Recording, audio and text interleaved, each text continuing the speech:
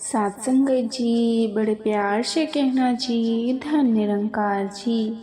सत्संग जी दासी आप सभी के बीच एक और विचार लेकर आई हैं। सत्संगत आशा है प्रवान करेंगे। सत्संग जी अगर आप मेरे चैनल पर नए हैं तो चैनल को सब्सक्राइब करना ना भूलें। सत्संग जी प्यार से कहना जी, धन निरंकार जी। सत्संग जी भक्ति को जानने से पहले मैं कुछ बातें को स्पष्ट जरूर कर देती हूँ। अगर भक्ति सुनने या बोलने से होती तो गूंगे भरे नहीं सत्संग जी कर पाते, लेकिन भगवान तो उनकी भी सुनता है जो बोल नहीं पाते। भक्ति धन और शक्ति से नहीं होता, वरना निर्धन और कमज़ोर कभी नहीं कर पाते सत्संगत। सिर्फ भक्ति के कारण तो भगवान श्री राम ने सत्संगत सबरी के जूठे बैर खाए और मीरा बाई को भी कृष्ण भक्ति में महलों का कोई भी मन मोह नहीं था। सत्संगत भक्ति हाथ पैरों से नहीं होती, नहीं तो दिव्यांग भी नहीं कर पाते। सत्संगत जी भक्ति नयनों से भी नहीं होती, वरना सूरदास जी श्री कृष्ण के भक्त न होते। एक बार सूरदास जी से किसी ने कहा कि आप हर रोज मंदिर आते हैं जबकि आप देख नहीं सकते। सूरदास जी ने बड़ा सुंदर उत्तर दिया। सत्संगत जी सूरदास जी कहने लगे कि ईश्वर तो देख रहा है कि उनका भक्त रो रहा। सत्संगत रो जाता है। सत्संगत भक्ति को समझाने के लिए दो शब्दों को जरूर समझे। सत्संगत पहला शब्द है और दूसरा शब्द है सत्संगत। सत्संगत जी प्रेम परम शब्द का अर्थ होता है सत्संगत। सभी और चीज़ों से अधिक, सभी चीज़ों से ऊपर, जिसकी तुलना किसी से नहीं की जा सकती। और जब भगवान से प्रेम सभी चीज़ों से बढ़कर किया जाता है तो उसे भक्ति कहते हैं सत्संगत जी। सत्संगत जी ईश्वर प्रेम भक्ति रत विद्यते आक्स्ति विषय प्रेम देहा धार ग्रह दिशु नारद भक्ति। सूत्र में कहा गया है कि परमात्मा के प्रति परम प्रेम को ही भक्ति कहते हैं, और परम प्रेम वह है जो किसी वस्तु देश काल व्यक्ति परिस्थिति पर निर्भर नहीं होती। सत्संगत उदाहरण के लिए जैसे रेगिस्तान में मई के महीने में यदि कोई हमें शाल या कंबल से सम्मानित करे तो हमें वो अच्छा नहीं लगेगा, परंतु जब ठंड लगती है या जब हम ठंडे प्रदेश में होते हैं तो हमें गर्म कपड़े बहुत अच्छे लगते हैं। तो चीज़ों का अच्छा लगना देश का काल निर्भर है सत्संगत, परंतु परम प्रेम वह है जो देश काल पर निर्भर नहीं परंतु उसे निर्क्षेप है सत्संगत जी।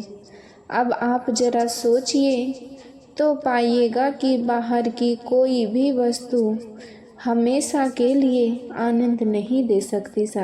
वह कोई भी वस्तु परम आनंद का स्रोत नहीं सत्संगत, क्योंकि कोई भी व्यक्ति सत्संगत जी वस्तु हमेशा के लिए समान रूप से अच्छी नहीं लग सकती। जो तो वस्तु आपको परम आनंद यानी सत्संगत जी आनंद दे सकता है तो उससे आपको हमेशा के लिए परम प्रेम नहीं हो सकता है, क्योंकि हम प्रेम उन्हीं से करते हैं सत्संगत जिनसे हमें आनंद मिलता है। बड़े ध्यान से सुनना, तो परम प्रेम केवल परम आनंद के स्रोत के प्रति ही हो सकता है, और ऐसा परम प्रेम जो ईश्वर के प्रति है सत्संगत उसे भक्ति कहते हैं। अब ऐसी कौन सी चीज़ है जिससे हम हमेशा के लिए प्रेम करते हैं सत्संगत? कौन सा ऐसा प्रेम है जो किसी चीज़ पर निर्भर नहीं है सत्संगत? तो सत्संगत तो जो अपने आप से जो प्रेम होता है वो बिल्कुल निर्क्षेप है सत्संगत, बिना किसी कारण के होता है। प्रत्येक व्यक्ति अपने आप से बहुत प्रेम करता है, इसीलिए तो दर्पण में अपनी छवि बार बार निहारता है सत्संगत जी। सत्संगत अपना नाम, अपना चित्र अखबार में छपा हुआ देखता चाहता है सत्संगत।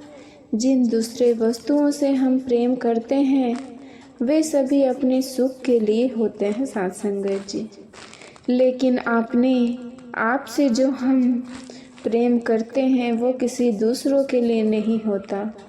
क्या ऐसा कोई व्यक्ति मिलेगा जो ये कहता हो कि मैं सुबह अपने से प्रेम करता हूँ, शाम को नहीं करता, या फिर भारत में से अपने प्रेम से करता हूँ सत्संगत, लेकिन अमेरिका में नहीं करता, या गर्मियों में प्रेम करता हूँ, सर्दियों में नहीं। इस प्रकार हमारे स्वयं के प्रति जो हमारा प्रेम वो देश काल परिस्थिति पर निर्भर नहीं करता सत्संगत, उनसे परे है सत्संगत जी। अब यहाँ ध्यान देने वाली बात है कि जब आप अपने से भी बढ़कर प्रेम परमात्मा से करते हैं प्रेम, तो भक्ति कहलाती है सत्संगत। यानी जब आप अपने से भी ज़्यादा प्रेम परमात्मा को करने लगे, यानी एक तरह से अपने आप को परमात्मा के प्रति समर्पित कर दिया। भगवान श्री कृष्ण कहते हैं कि सब कुछ किसी को अर्पण कर दे, ऐसे समर्पण को ही सच्ची भक्ति कहते हैं। तो सत्संगत जी, अब इससे भी ज़्यादा संपूर्ण महत्वपूर्ण है कि आपकी भक्ति किस प्रकार की है। अब भक्ति के भी दो प्रकार होते हैं सत्संगत, पहला निष्काम भक्ति और दूसरा सकाम भक्ति। इन भक्ति में केवल इतना ही अंतर है कि सकाम भक्ति ईश्वर से कुछ चाहती है और निष्काम भक्ति ईश्वर को चाहती है। सकाम भक्ति में उदाहरण के तौर पर हम लंकापति रावण को ले सकते हैं, जिन्होंने महादेव की भक्ति को तुरंत जब स्वार्थ की भावनाओं ने उनके मन को घेर लिया, तब परिणाम स्वरूप भगवान राम के हाथों उनका अंत हुआ सत्संगत जी। उसी प्रकार दूसरा उदाहरण महिषासुर, जिसने ब्रह्मदेव की भक्ति एवं तपस्या तो की, किंतु ब्रह्म की प्राप्ति नहीं कि पितु अमितु का चयन किया। परिणाम स्वरूप महिषासुर का वध भी आदि शक्ति के हाथ ही हुआ सत्संगत जी। इन दोनों उदाहरणों से ये स्पष्ट होता है कि जब भक्ति में स्वार्थ, लोभ तथा अहम के अभाव जाने से मन में स्वार्थपूर्ण कामना उत्पन्न होती है, जिससे भक्ति का उद्देश्य ईश्वर की प्राप्ति नहीं अपितु भौतिक सुख साधनों को प्राप्त करने की हो जाती है। इसी को सकाम भक्ति कहते हैं सत्संगत। सकाम भक्ति द्वारा ना तो आप देव तत्व को जान सकते हैं और ना ही ईश्वर का सानिध्य कर सकते हैं। सकाम भक्ति एक प्रकार भक्त और भगवान के बीच व्यवहार बनकर रह जाती है, जो स्वयं भक्ति ही उसे बनाता है। जब भक्त भक्ति के फल स्वरूप में अपनी इच्छा पूर्ति का अनुरोध भगवान से करता है सत्संगत, तब वही भक्ति व्यवहार में परिवर्तित हो जाती है। जिस प्रकार सकाम भक्ति में दो भक्तों के उदाहरण हमने जाने हैं, उसी प्रकार सकाम भक्ति से भिन्न और विपरीत महान भक्त के उदाहरण निष्काम भक्ति में देखने को मिलते हैं सत्संगत जी।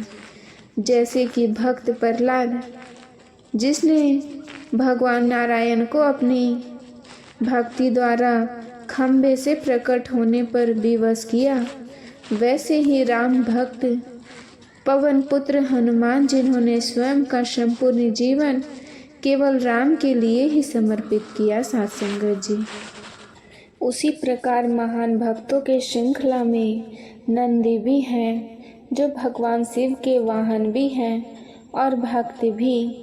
ऐसे ही अनगिनत सच्चे भक्त हैं साध संगत, जिन्होंने निष्काम भक्ति का उदाहरण समाज के सामने प्रस्तुत किया।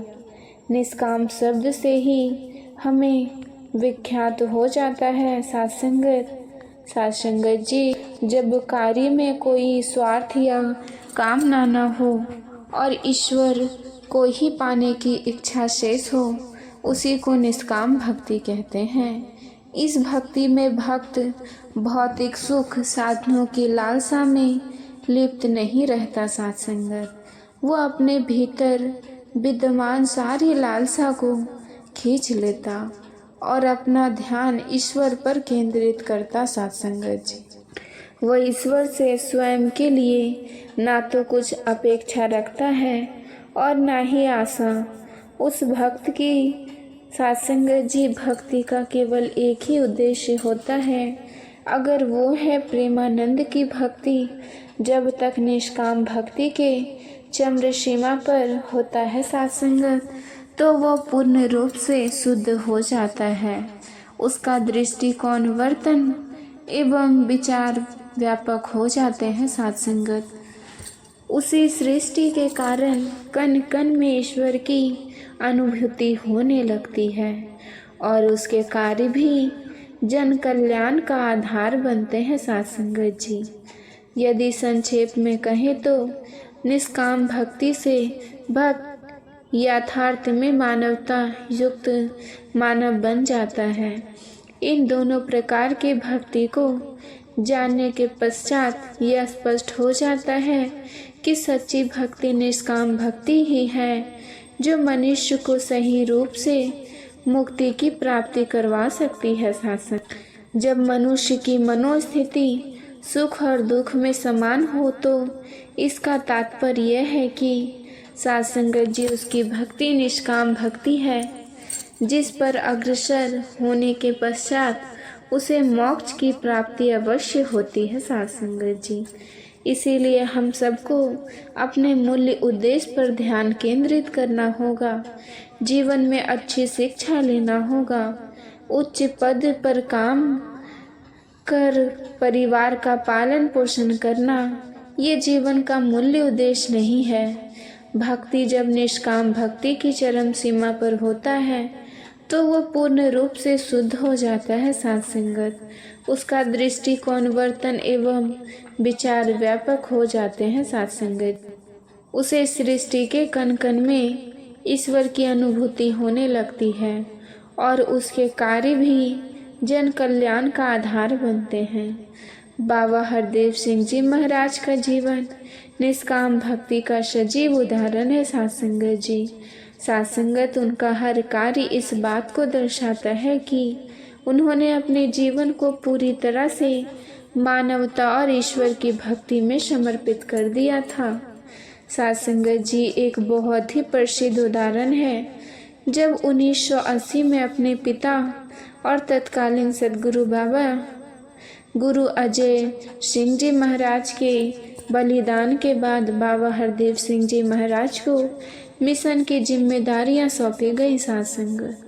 उस समय मिशन के अनुयायी गहरे दुख में थे, लेकिन बाबा जी ने स्वयं अपने व्यक्तित्व दुख को भुलाकर सबसे पहले अपने भक्तों को धैर्य और प्रेम का संदेश दिया साध संगत जी। उन्होंने कहा, हमें हिस्सा नहीं करनी है, हमें प्रेम से उत्तर देना है साध संगत जी। हमें सत्य की राह पर आगे बढ़ना है। ये उनके निष्काम भाव की पहली झलक थी साध संगत जी।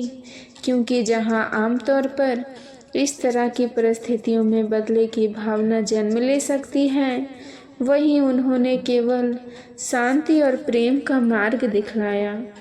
एक और उदाहरण 1984 का है साध संगत जी, जब देश में सांप्रदायिक अशांति फैली थी।